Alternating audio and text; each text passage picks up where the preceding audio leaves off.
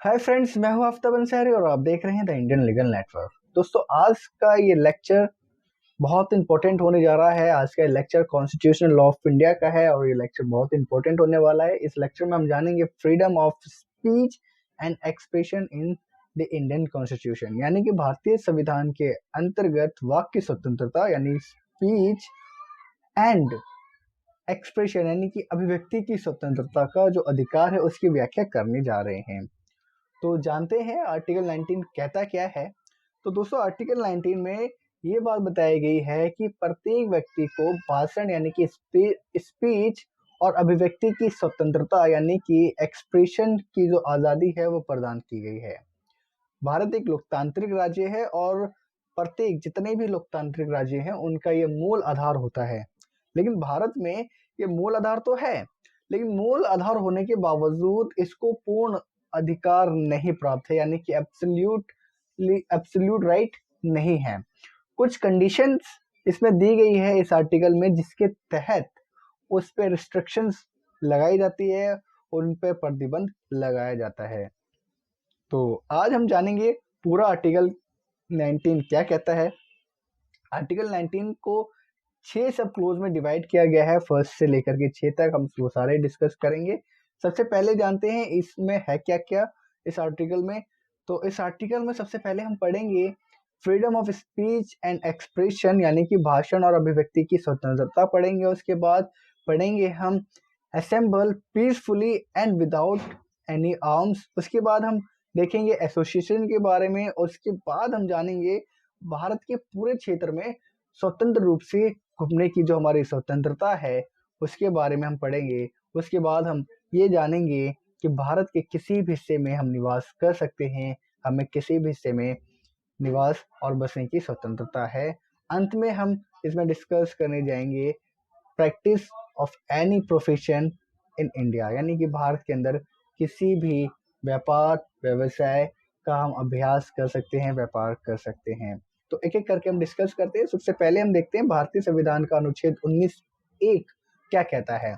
तो 19(1) का जो पार्ट 1 है, सब क्लोज 1 का जो पार्ट 1 है, वो ये कहता है कि सभी नागरिकों को भाषण और एक्सप्रेशन की स्वतंत्रता है।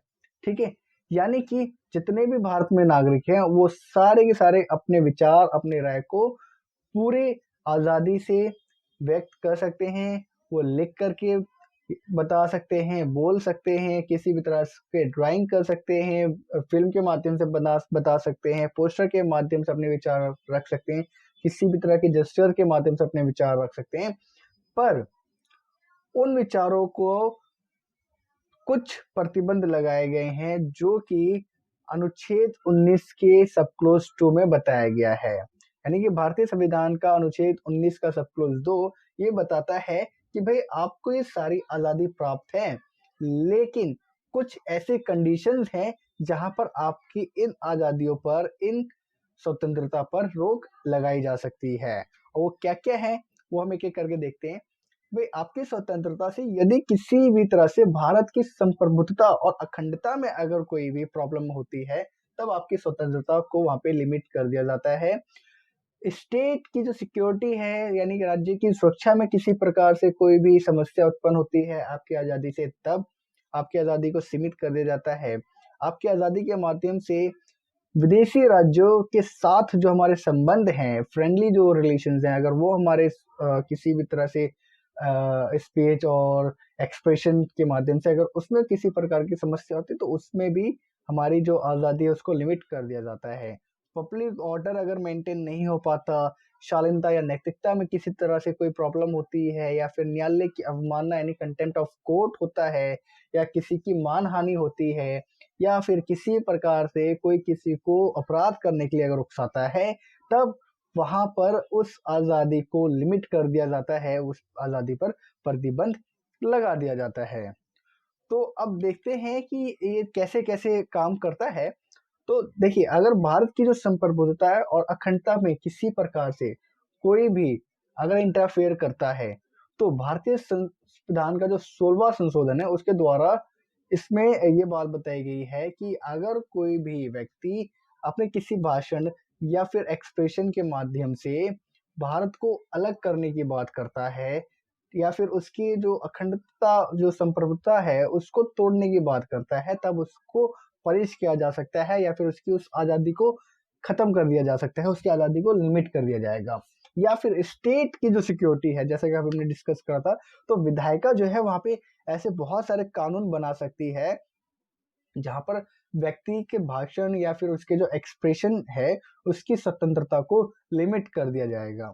ठीक है, और अगर उसकी स्वतंत्रता को लिमिट तो कर दिया जाएगा और उसी के साथ साथ उसको पनिश भी किया जा सकता है अगर वो किसी प्रकार से हमारे स्टेट की जो सुरक्षा है उसमें बाधा डालता है। तो इसके बाद अगर हमारे जो फ्रीडम से किसी भी तरह से हमारे विदेशी नीति खराब होती है, तब यहाँ पर भी विधायिका पर अनेक प्रकार के कानून बना सकता है हमारे जो विदेशी संबंध को बचाने के लिए। अगर इस तरह से कानून ना बने तो कहीं ना कहीं विदेशी संबंध हमारे खराब हो सकते हैं।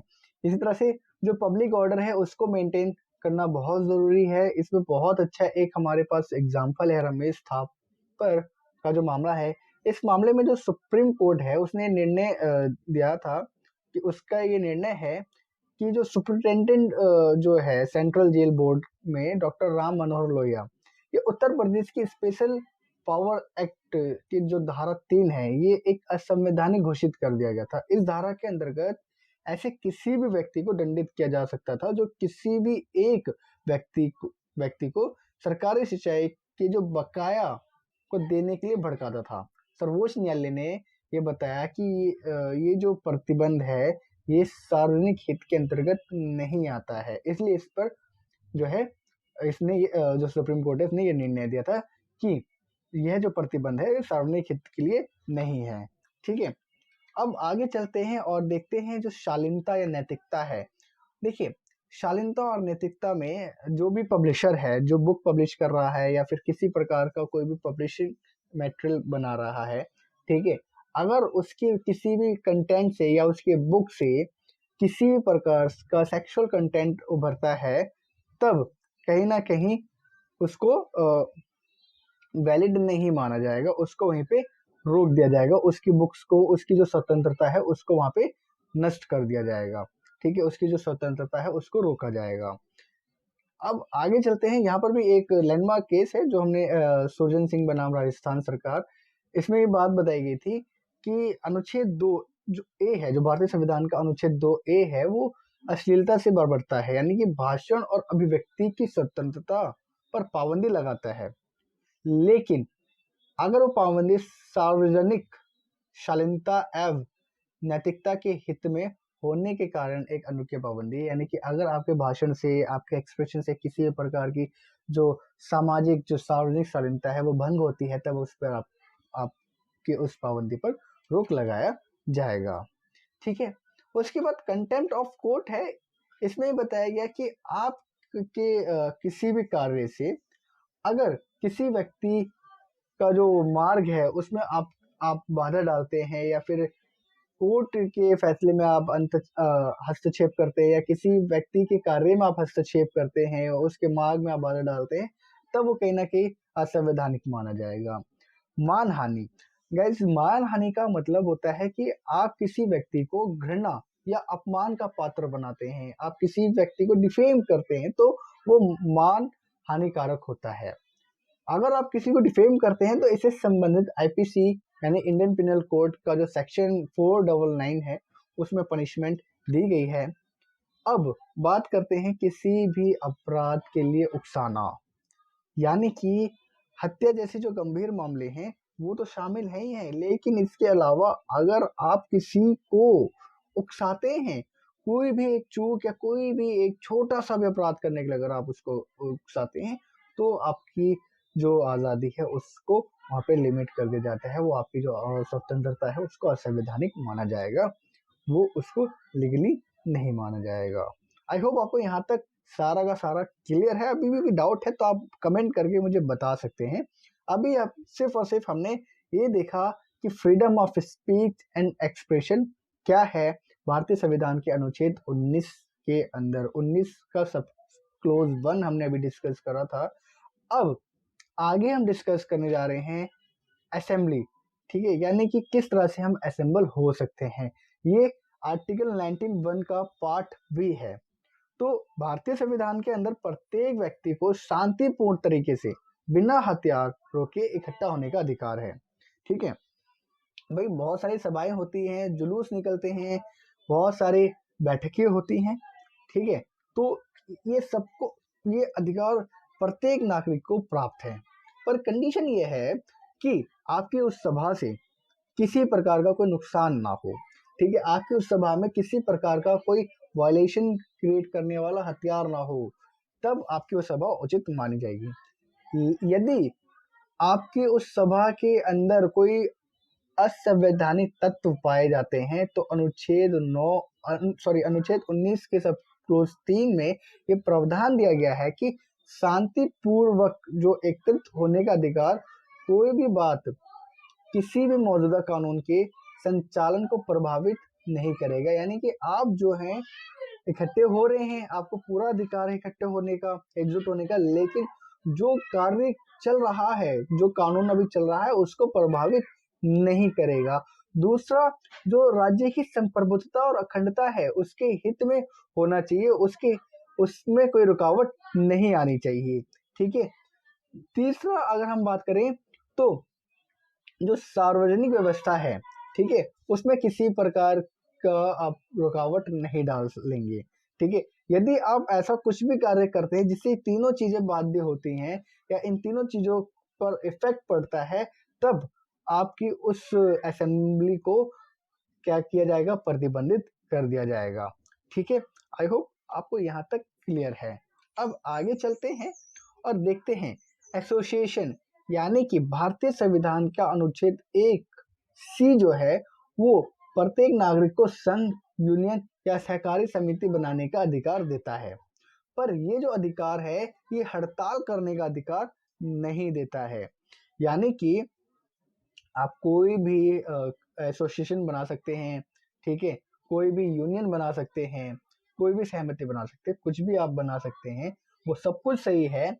लेकिन अगर आप चाहें वो बनाने के बाद आप हड़ताल करें तो अनुच्छेद 19 का जो सब क्लोज 4 है वो इस बात की इजाजत नहीं देता है।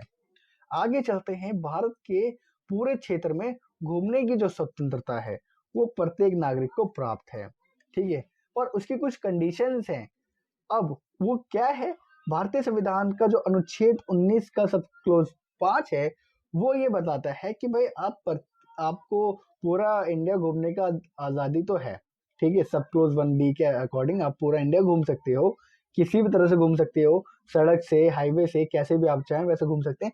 लेकिन आप किसी भी तरह से सामान्य जन हित जो है उसको आप नहीं प्रॉब्लम देंगे, या फिर जो अनुसूचित जनजाति है उनके हित में जो भी कार्य हो रहा है आप उसको नहीं रोकेंगे, उसको आप बाध्य नहीं करेंगे।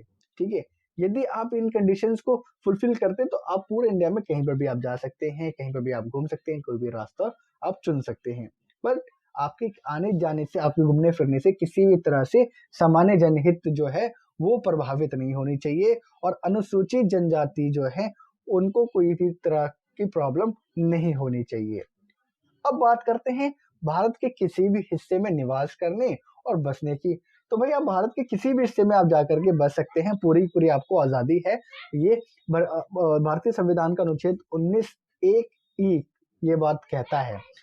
पर भारतीय संविधान का अनुच्छेद 19 का जो सब क्लोज 5 है वो ये बताता है कि भाई आप कहीं पर भी जाएं, कहीं पर भी बसे, कहीं पर भी निवास करें, रेंट पे रहें या जैसे भी रहना है आपको वैसे रहें, पर आपके रहने सहने से किसी भी तरह से सामान्य जनजाति जो है उसको किसी प्रकार की प्रॉब्लम नहीं होनी चाहिए, और ना ही सामान्य जनहित में कोई प्रॉब्लम होनी चाहिए। यानी कि जो हमने इससे पहले का जो सब क्लोज देखा था सेम वो ही यहाँ पर आता है।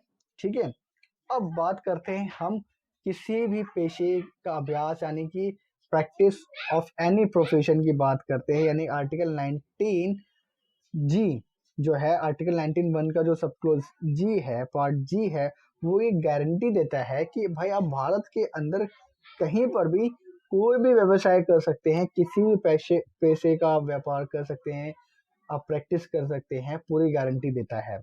लेकिन भारतीय संविधान का अनुच्छेद 19 सब क्लोज 6 ये बताता है कि भाई आपको पूरा अधिकार है, आप कुछ भी काम करें, ठीक है, आप कहीं पर भी प्रैक्टिस कर सकते हैं, कोई भी आप प्रोफेशन चुन सकते हैं, लेकिन उसके लिए जो आम जनता के हित में जो भी वो कार्य हो रहा है वो होना चाहिए। और दूसरा कि जो राज्य सरकार जो उस चीज के लिए निर्धारित जो योग्यताएं हैं वो आपको फुलफिल करनी पड़ेगी, ठीक है। यानी कि जो भी आप पेशा, जो भी प्रोफेशन आप चुन रहे हैं, वो व्यवसाय जो भी राज्य जो है वो निर्धारित करेगा कि उसके लिए क्या योग्यता होनी चाहिए।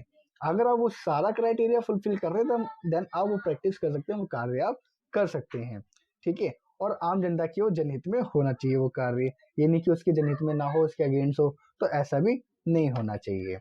तो गाइस आज हमने डिस्कस करा आर्टिकल 19, जिसमें अभी हमने आप देखा कि freedom of speech and expression हमने सबसे पहले डिस्कस कर लिया था। उसके बाद हमने assemble peacefully and without arms भी डिस्कस कर लिया। एसोसिएशन के बारे में भी हमने जाना, मूवमेंट के बारे में भी जाना, रिसाइड एंड सेटल के बारे में भी जाना, और लास्ट में हमने देखा प्रैक्टिस ऑफ एनी प्रोफेशन, यानी कि आर्टिकल 19 क्लोज 1 से लेकर के 6 तक सारा का सारा हमने डिस्कस कर लिया है।